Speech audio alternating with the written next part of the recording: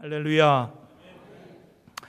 이제 오늘 제가 1절에서 13절까지만 읽었지만 그 앞에 17절부터 20장 전체를 쭉 여러분들이 이제 보시면은 이 여호사밧 이 왕에 대한 그것을 잘 알 수가 있고, 오늘 우리가 지금 생각 같이 하고 묵상하려고 하는 본문 말씀의 내용을 여러분들이 잘 알 수 있습니다. 이스라엘이 남과 북으로 갈라졌어요.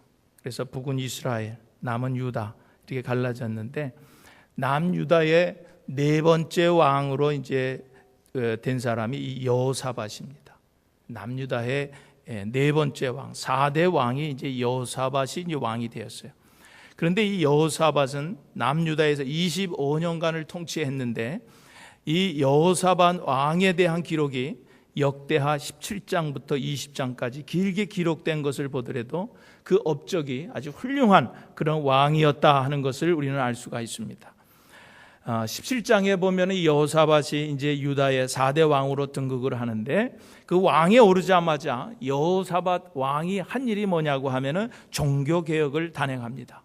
그래서 그 조상들이 섬겼던 그런 모든 그 우상의 그런 산당들을 다 무너뜨리고 또 아세라 목상들을 다 제거합니다. 그뿐만 아니라 공무원들, 방백들을 전국 주요 도시로 다 보냅니다.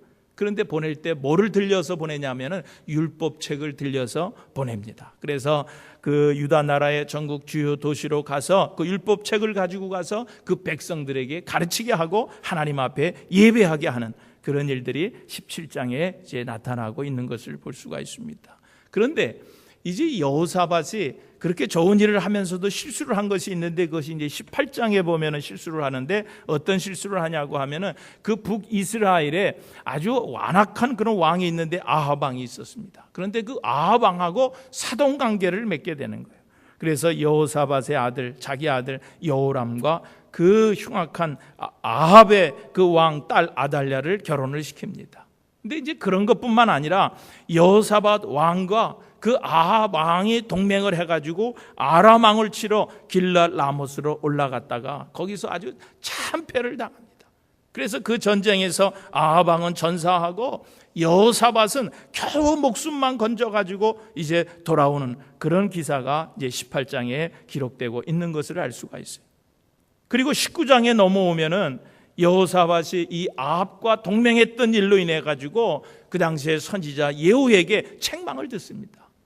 하나님이 원하지 않던 일들을 왜 가서 아합 왕과 동맹해가지고 전쟁을 하러 갔느냐?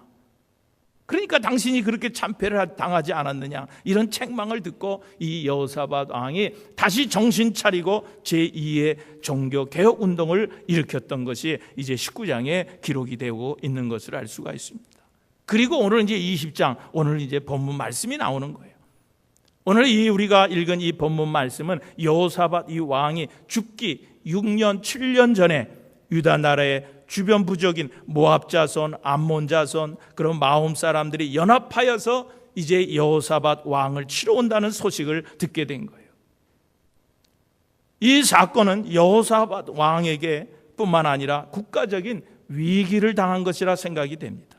그런데 오늘 우리가 지금 생각하려고 하는 것이 바로 이거예요. 그런 위기를 어떻게 지금 여호사밧 왕이 대처하고 있느냐 하는 거예요.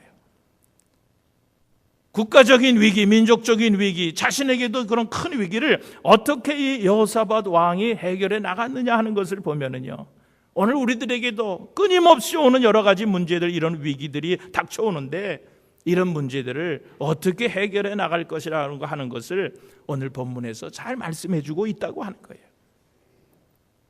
여러분 가만히 보면은요, 오늘 우리들에게도 매일같이 다가오는 이런 문제들이 있습니다. 위기들이 있습니다. 가정의 문제들이 있고요, 자녀들의 문제들이 있고요, 직장에 하는 사업의 문제들이 끊임없이 우리에게 위기로 닥쳐올 때가 많이 있다고 하는 거예요. 특별히 요즘에 건강에 대한 신경들을 많이 쓰는데 이 건강에 대한 위기들이 우리들에게 많이 닥쳐옵니다. 요즘에는 왜 그냥 아팠다 하면 다 암인지 모르겠어요. 어저께도 어떤 목사님을 만났는데 그 큰 교회에 있는 그런 목사님이신데 그분이 그런 얘기를 해요.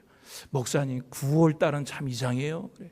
그래서 뭐가 이상해요? 그랬더니 자기 교회도 9월 달에는 왜 이렇게 암 환자가 그렇게 많이 있는지 모르는데 요즘에는 그냥 툭 하면 암이에요. 참 이런 그런 그 건강의 문제들이 오늘 위기로 우리에게 닥쳐올 때가 많이 있습니다. 특별히 요즘 경제적으로 어려울 때 재정적인 문제로 어려움을 당하는 그런 가정들도 있고, 또 참 영적으로도 굉장히 지금 어려운 시대에 우리가 살아가고 있는데, 이런 영적인 문제까지 무수한 문제들과 우리는 마치 전쟁에 나가서 군인이 전쟁을 치르는 것처럼 전쟁을 매일같이 치르면서 우리는 살아가고 있다는 거예요. 이런 면에서 오늘 여호사밧 왕의 이 이야기는 오늘 우리들의 삶의 이런 모든 문제를 해결할 수 있는 원리를 우리에게 보여주고 있다고 하는 거예요. 오늘 본문에 보면은요, 이 여호사밧 왕은 지금 세 나라가 연합해서 지금 쳐들어온다는 그런 절망적인 그런 소식을 접하고서 스스로 절망하고 있는 모습을 우리는 볼 수가 있습니다. 왜 그렇습니까? 왜 절망합니까?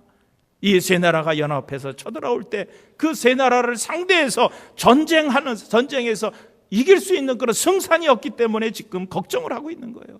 절망을 하고 있는 거예요. 그런데 여러분 보세요. 이런 위기 때에 여호사밧 왕이 어떻게 했느냐는 거예요. 어떻게 하고 있습니까? 여러분, 매일같이 정말 끊임없이 오늘 우리들에게 도전해오는 이런 삶의 전쟁에서 우리가 승리할 수 있는 그런 첫 번째 원리는 뭐냐고 하면은 내가 싸워야 할 그런 상대의 정체를 잘 아는 거예요. 내가 지금 싸워야 할 그런 상대편의 정체를 잘 아는 것이 중요합니다. 그래서 오늘 본문 1절에 보면은 모압 자손과 암몬 자손과 마온 사람들과 함께 와서 여호사밧을 치고자 한지라 그랬어요. 여러분, 오늘날 많은 사람들이 자기들의 원수가 누구며 싸울 상대가 누군가에 대해서 여러분 거의 알지를 잘 못한다고 하는 거예요. 여러분, 대개 사람들은요, 자기의 원수를 외적인 것으로만 봅니다. 밖의 원수만 바라봅니다. 그러나 많은 경우 우리의 원수는 우리의 마음의 자세에 있다는 거예요. 우리가 싸워야 할 그 상대는 우리 마음의 자세라고 하는 거예요. 즉 무슨 얘기냐고 하면은 우리를 넘어뜨리는 것이, 우리를 절망하게 만드는 것이 꼭 외부의 상대방이나 문제 자체가 아니라 그 문제에 대해서, 그런 위기에 대한 나의 반응이라고 하는 거예요. 내가 어떻게 반응하느냐. 그러므로 오늘 우리는요, 전쟁을 치르기 전에, 싸움을 시작하기 전에 우리의 원수가 누구인지, 내가 싸워야 할 상대가 무엇인지를 정확히 살피고 정직하게 그 정체를 확인하는 것이 중요하다고 하는 거예요. 오늘 보세요. 여호사밧 왕이, 이 세 나라의 왕이 그에게 지금 전쟁을 하겠다고 쳐들어온다는 소식을 접하고서 이 여호사밧 왕이 어떻게 반응을 하고 있는지를 보세요. 오늘 3절에 보니까 여호사밧이 어떻게 했다 그랬어요? 두려워했다 그랬어요.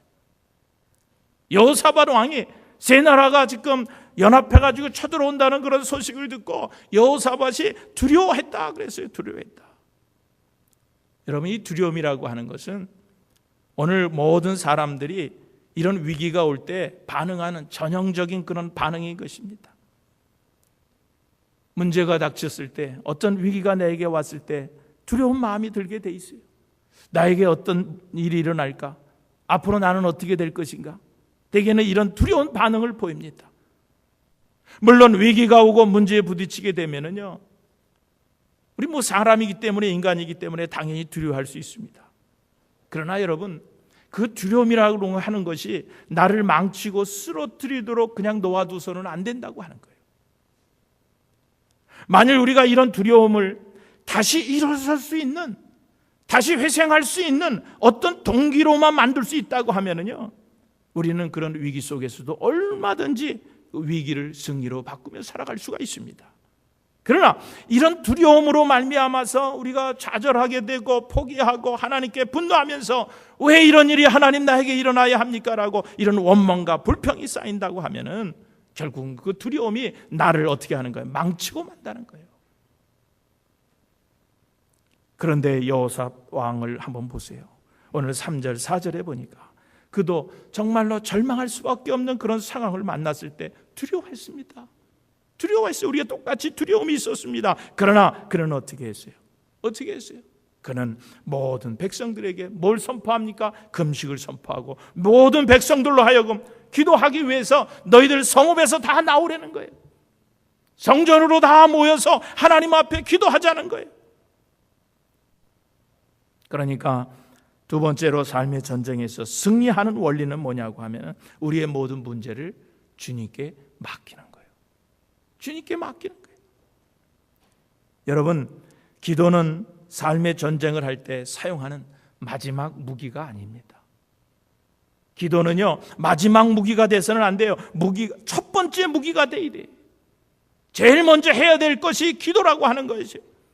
그런데 오늘 우리는요, 나쁜 습관을 가지고 있어요. 위기를 당하고 맨 마지막에 하는, 기도하는 그런 나쁜 습관을 가지고 있습니다. 왜 그렇습니까? 왜 기도를 맨 마지막으로 합니까? 내 힘으로 뭔가 해보려고 하는 그런 것 때문에 그래요. 여러분, 예수님의 생애를 보면은요, 예수님도 힘든 이런 전쟁을 많이 치르셨는데 예수님께서 그런 힘든 위기 속에서 전쟁을 할 때마다 제일 먼저 하셨던 것이 뭐예요? 기도라고 하는 거예요. 예수님도 제일 먼저 했던 것이 기도였다는 거예요. 여러분, 여호사밧도 그렇게 하나님 앞에 기도했습니다. 세 나라가 연합하여 쳐들어온다고 할 때 오늘 여호사밧은 하나님 앞에 기도합니다. 하나님, 나는 하나님께서 우리 조상들이 하나님이신 것을 믿습니다. 우리 조상들, 과거에 우리 조상들을 하나님께서 도우신 것을 나는 압니다. 그래서 미래에도 하나님께서 우리를 도우실 것을 저희는 믿습니다. 그러므로 하나님, 지금 나를 도와주시옵소서. 저는 이 큰 위기를 지금 넘길 수가 없습니다. 이런 위기를 나는 해결할 수도 없습니다. 나는 어떻게 해야 될지 모르겠습니다. 그래서 나는 지금 여호와 하나님만 바라보나이다. 여호와 하나님만 바라보나이다. 여러분, 그렇습니다. 오늘 우리들도 하나님 앞에 이런 기도를 드려야 하는 거예요. 오늘 우리가 읽은 본문 말씀 6절에서 12절 말씀이 여호사밧 왕이 하나님 앞에 드린 기도의 내용입니다. 여러분, 위기를 만났을 때 여러분도 이 여호사밧 왕과 같은 이런 기도를 드리시기를 주님의 이름으로 축원합니다. 여호사밧 왕이 하나님 앞에 어떤 기도를 드렸어요? 기도의 내용이 뭐예요? 오늘 하나님 앞에 여호사밧이 기도할 때 기도의 내용이 뭐냐면 모든 권세와 능력이 하나님께 있음을 믿고 기도했다는 거예요. 모든 권세와 능력이 하나님께, 모든 주권이 하나님께 있음을 믿고 하나님 앞에 기도했다는 거예요. 위기를 당해도 문제가 있어도 우리가 하나님 앞에 기도하지 못하는 이유가 어디 있습니까? 이런 하나님의 능력과 하나님의 주권을 우리가 인정하지 못하기 때문에 우리가 기도하지 못한다고 하는 거예요. 오늘 우리가 읽은 본문 말씀 6절 말씀을 보세요. 하나님 여호와여, 주는 하늘에서 하나님이 아니시나이까? 이방 사람의 모든 나라를 다스리지 아니하시나이까? 주의 손에 권세와 능력이 있사오니 능히 주와 맞설 사람이 없나이다. 여러분, 이렇게 오늘 여호사밧 왕은 하나님의 능력을 믿고 하나님의 주권을 믿고 하나님 앞에 기도를 드렸다고 하는 거예요. 두 번째로 오늘 이 여호사밧이 하나님 앞에 이렇게 기도할 수밖에 없었던 것은 하나님의 약속, 하나님의 언약을 믿고 기도했습니다. 오늘 우리 본문 말씀 9절을 보면은 9절에 뭐라 그랬어요? 만일 재앙이나 난리나 견책이나 전염병이나 기근이 우리에게 임하면 주의 이름이 이 성전에 있으니 우리가 이 성전 앞과 주 앞에 서서 이 환난 가운데 주께 부르진즉 어떻게 하시고 들으시고 구원하시리라. 오늘 여호사밧은 이런 위기 때 하나님 앞에 자신이 성전에 나와서 온 백성들과 함께 기도할 때 하나님께서 자신들이 부르짖는 그 기도를 들으시고 구원하실 거라고 하는 그 약속을 확신한 거예요. 그런 확신을 가지고 기도했다는 거예요. 여러분, 기도할 때 가장 중요한 것은 확신입니다. 믿음입니다. 의심하고 드리는 기도는 하나님께서 응답해 주시지 않는다 그랬어요. 중요한 것은 기도할 때 확신을 갖는 거예요. 하나님께서 내 병을 고쳐주실 것이다. 내 이 위기를 하나님께서 넘기게 해주실 것이다. 넘게 해주실 거다. 이 문제를 해결해 주실 것이다 라고 하는 이런 확신을 가지고 하나님 앞에 기도. 모든 능력과 권세가 여호와께 있사오니, 여호와께 있사오니, 우리가 죄 전에 나와 이런 환난 가운데서 주께 부르짖은즉 주께서 들으시고 우리를 구원하시리다. 이런 약속, 이런 믿음을 가지고 하나님 앞에 기도하시는 여러분 되시기를 주님의 이름으로 축원합니다. 그러니까 세 번째로 삶의 전쟁에서 승리하는 원리는요, 다른 것 아니에요. 모든 능력이 주께 있음을 하나님 앞에 고백하고 인정하는 것과 동시에 우리가 해야 될 일은 뭐예요? 우리의 무능함을 하나님 앞에 고백하는 거예요. 우리의 연약함을, 우리의 부족함을, 우리의 무능함을 하나님 앞에 고백하는 거예요. 여러분, 우리가 위기를 만났을 때 하나님 앞에 정직하게 무릎 꿇고 하나님 앞에 이렇게 기도해 보세요. 주님, 나는 무능합니다. 나는 연약합니다.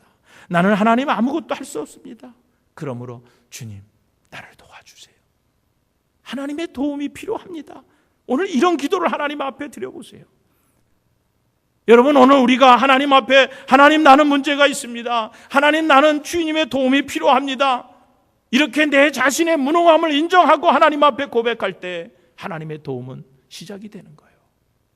하나님의 도움이 그때 시작이 되는 거예요. 여러분, 가끔 우리는요, 살면서 하나님의 그 초자연적인 능력이 필요할 때가 있어요. 그럴 때가 있습니다. 스가랴 4장 6절에 있는 말씀처럼 우리가 삶을 살아갈 때 힘으로 되지 않는 일들이 있습니다. 능으로 되지 않는 일들이 있습니다. 하나님의 신으로 되는 일들이 많이 있다는 거예요. 힘으로 되지도 않고 능으로 되지 않는 그런 일들은 하나님의 신으로 되는 거예요. 하나님의 그런 초자연적인 능력이 필요할 때가 많이 있다라고 하는 거예요. 그러므로 여러분, 네 번째 삶의 전쟁에서 승리하는 원리는 이런 하나님의 도우심을 의지하고 기대하는 거예요. 기다리는 거예요. 여러분, 12절을 한번 보세요. 여호사 왕은 나는 어떻게 해야 될지 모르겠습니다. 이런 위기 가운데 내가 어떻게 해야 될지 모르겠습니다.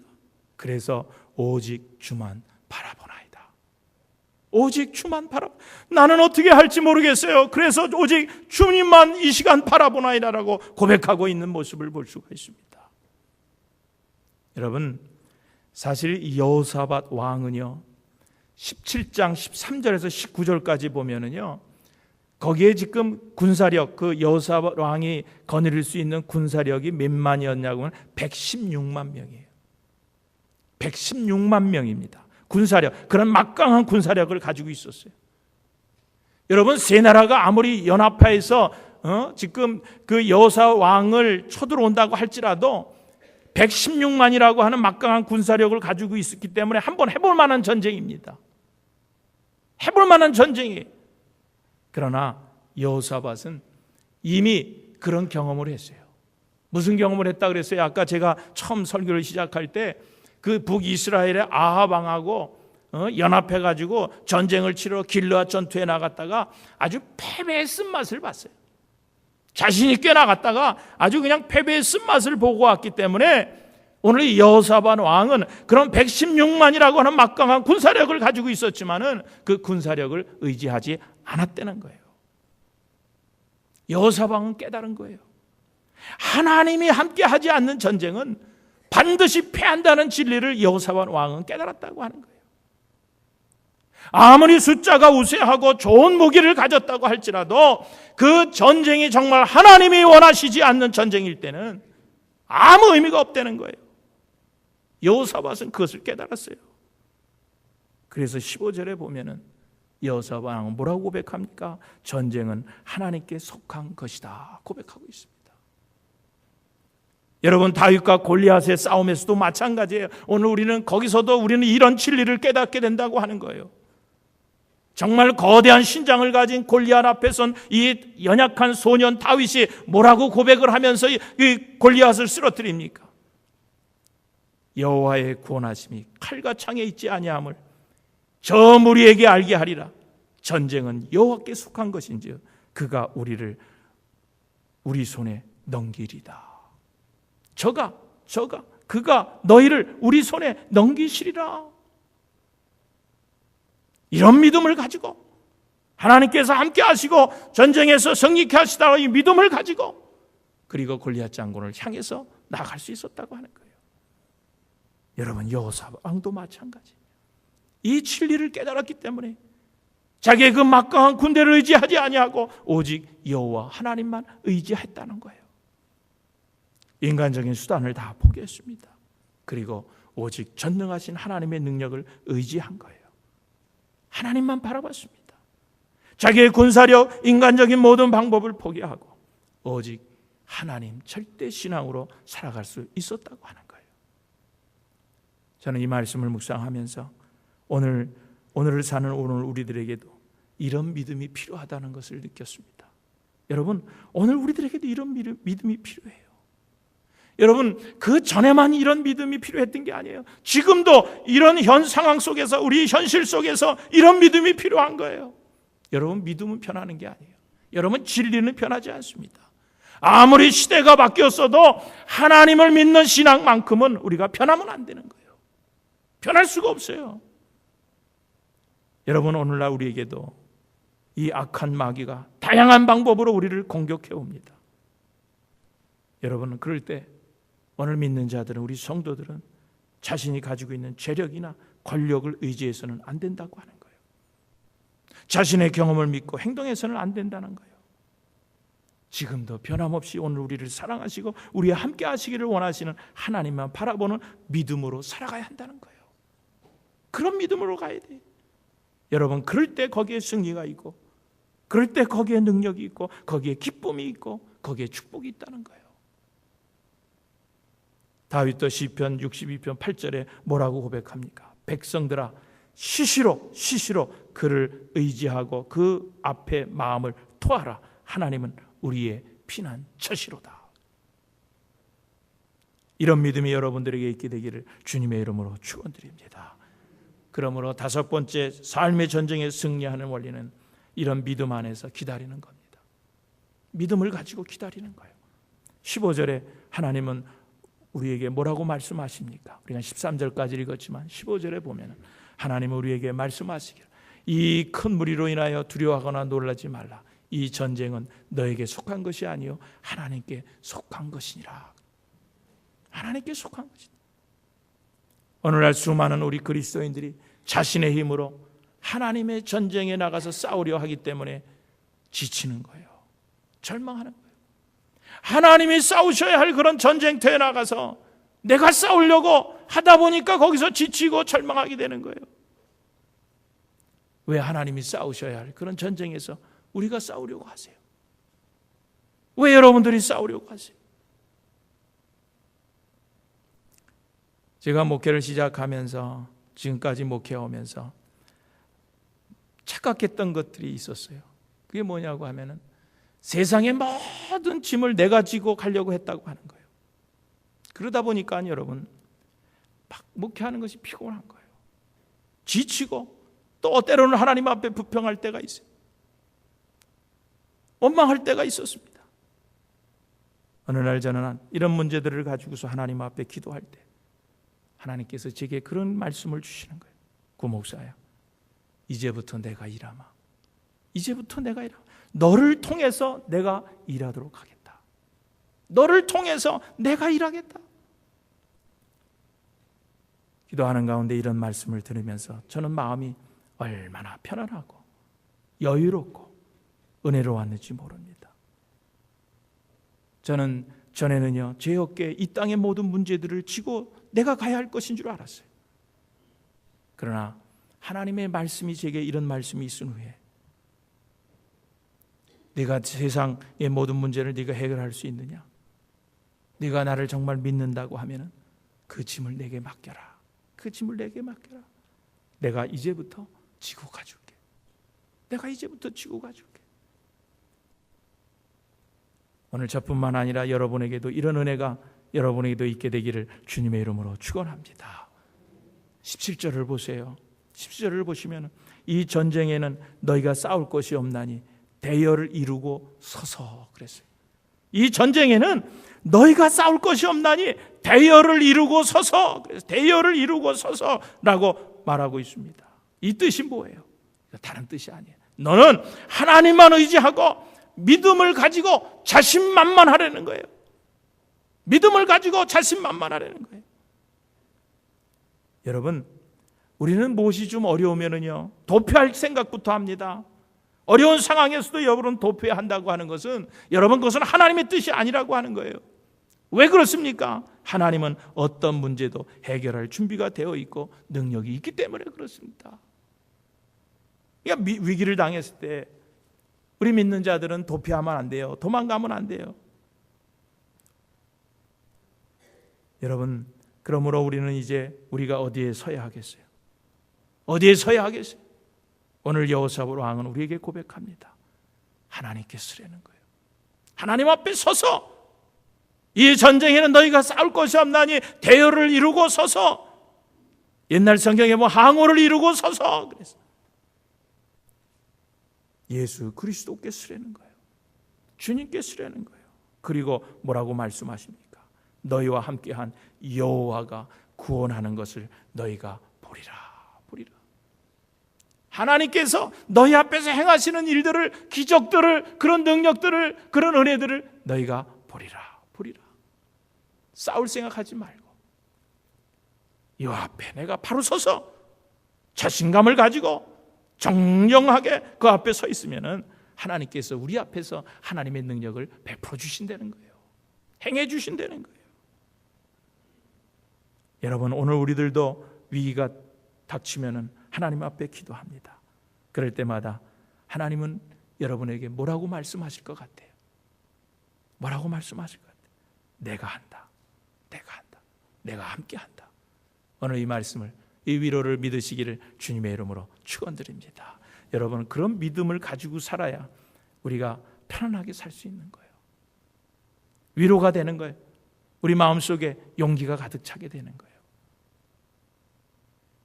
내 힘으로, 내 능력으로 하는 데서 오는 위로보다 하나님의 도구로 쓰임받는다고 하는 데서 오는 기쁨이 여러분에게 있게 되기를 주님의 이름으로 축원드립니다. 그러므로 6번째 삶의 전쟁에서 승리하는 원리는 승리를 주신 하나님께 내가 미리 찬송하며 감사하는 거예요. 미리 하나님 앞에 감사하는 거예요. 여러분, 감사하는데 하나님의 능력이 나타나는 것을 믿으시기를 주님의 이름으로 축원합니다. 감사의 능력이 있어요. 그러므로 오늘 우리는 하나님 앞에 늘 찬송하고 감사하며 사는 거예요. 범사에 그래서 늘 감사하라 그랬어요. 어느 책을 읽다 보니까 어느 교회 목사님이 기도할 때마다 날씨에 대해서 감사를 하더라는 거예요. 날이 좋을 때는 하나님 좋은 날 주셔서 감사합니다. 또 비가 올 때는 하나님 오늘도 우리에게 이런 단비를 주시니 감사합니다. 또 바람이 불면 하나님 바람이 불어서 시원케 하시니 감사합니다. 늘 이렇게 날씨에 대해서 감사를 하면서 기도하시더래요. 그런데 하루는 비가 오고 막 천둥이 치고 막 벼락이 내리치는데 날씨가 너무 나빴어요. 그러니까 교회 나가서 예배를 드리려고 보니까 교인들이 거의 안 나왔어요. 한 20여 명, 그 큰 성전 안에 한 20여 명밖에 안 나오더라는 거예요. 그래서 교인들이 그것을 보면서 오늘 목사님께서 또 기도하시면서 날씨에 대해서 뭐라고 감사하실까? 오늘도 감사하실까? 그렇게 하고 귀를 기울이고 있는데 그 목사님이 또 그렇게 기도하더래요. 하나님, 오늘은 참 날씨가 나쁩니다. 이런 날을 1년에 하루만 주시니 감사합니다. 그리고 또 기도하시더래요. 그리고 감사하더래요. 여러분, 뭐예요? 우리 감사가 우리 체질화되어야 돼요. 감사가 체질화돼야 돼요. 여러분, 감사하는 인격을 하나님이 원하고 계시다라고 하는 거예요. 여러분, 자녀들을 한번 보세요. 자녀들을 키우시는 분들, 자녀 때문에 속상한 일들이 얼마나 많이 있습니까? 지금 자녀들이 내 뜻대로 잘 대주면 될 텐데 자기 뜻대로 되지를 않습니다. 부모 뜻대로 되지를 않습니다. 그러다 보니까 어떤 때는 걱정이 앞서요. 저 아이를 보면은 앞이 캄캄합니다. 이게 뭐가 되려고 하는가? 주변의 아이들을 비교해 보면은 막 속상한 거예요. 그래서 너는 왜 그러냐고 막 애하고 매일같이 전쟁을 치르는 그런 가정도 있습니다. 그러나 하나님께서는 오늘 우리에게 말씀하시는 거예요. 그게 무슨 말씀이냐면은 그 아이로 인해서 먼저 하나님 앞에 감사하고 찬송하라는 거예요. 먼저 하나님 앞에 감사하고 찬송하기를 하나님이 바라신다는 거예요. 하나님, 저 아이가 지금은 방황하고 있습니다. 그러나 돌아와서 주의 사람이 될 것을 믿고 나는 하나님 앞에 감사합니다. 감사합니다. 그리고 하나님께 찬양합니다. 이런 기도를 하나님께서 원하신다라고 하는 거예요. 여러분, 그렇게 부모가 그 아이에 대해서, 자녀들에 대해서 감사하고 찬송할 때 그 자녀에게 얼마나 힘이 되겠어요? 얼마나 그 기도가 능력이 되겠어요? 여러분, 제가 왜 이 말씀을 드리냐면 21절을 보세요. 우리가 읽지는 않았지만 20장 21절을 보면은요, 여호사밧 왕의 그 믿음이 아주 놀라운 믿음을 볼 수가 있습니다. 그게 뭐냐면 노래하는 자들을 택한 거예요. 전쟁을 나가는데 지금 무슨 군사들을 데리고 나가려고 하는 것이 아니라 그 군사들 맨 앞에다가 노래하는 자를 택해가지고 군대 앞에서 노래하는 자들이 행진하게 하는 거예요. 찬송하면서 전쟁터로 나가게 했던 거예요. 여러분 한번 상상을 해보세요. 이런 전쟁이 어디 있습니까? 지금 전쟁하러 나가는데 칼과 활과 창을 든 사람들을 앞에 세우고 그러고 전쟁에 나가야지, 아니 맨 앞에 하나님을 찬양하는 그런 찬양대를 앞에다 두고 찬송하면서 전쟁에 나간다는 거예요. 지금 칼과 창과 화살이 난무한 그런 살벌한 전쟁 속에서 성가대가 거룩한 하나님의 찬송을 부르면서 지금 전쟁터로 행진해 나가는 그런 모습을 여러분 한번 상상해 보세요. 어떻게 그런 전쟁이 있을 수 있습니까? 그런데 여러분, 결과가 어떻게 됐어요? 그 작전으로 인해서 승리하게 됩니다. 어떻게 승리하게 됩니까? 23절을 보니까 적군들이 자기들끼리 자중질환이 일어났어. 서로 죽이는 그런 전쟁이 일어났어요. 여러분, 오늘 이 사건이 오늘 우리들에게 교훈해 주시는 것이 뭐예요? 그것은 아까도 제가 말씀드렸지만 우리가 전쟁에서 승리를 거두기 전에 믿음으로 하나님을 찬양하도록 우리에게 가르치시는 거예요.